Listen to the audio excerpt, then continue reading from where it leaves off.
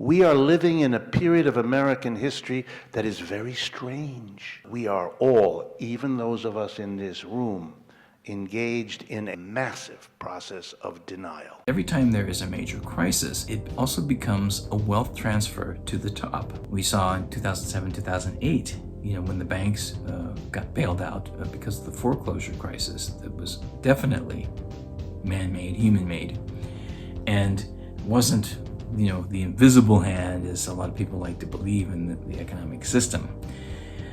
Humans definitely had a hand in it, just like they do in pollution in the environment. In January of 2023, the organization Oxfam released some data about global poverty, including a report that indicated between 2020 and 2022, during the pandemic, the richest 1% had nearly twice as much wealth as the rest of the planet.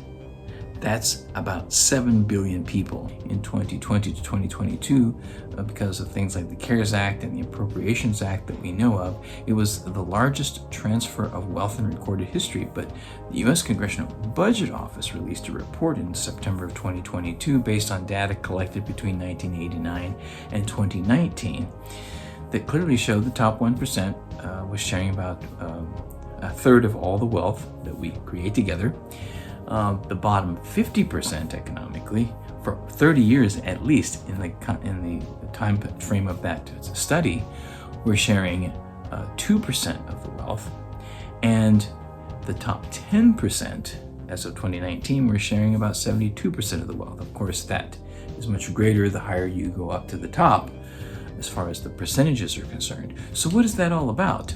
Does someone like Jeff Bezos work 1 billion times harder than you and me? I doubt it. So I think we really need some enlightenment on a grandiose scale when it comes to the economic issues as well. We need a new renaissance, something for the heart and the mind. We need to be talking to each other.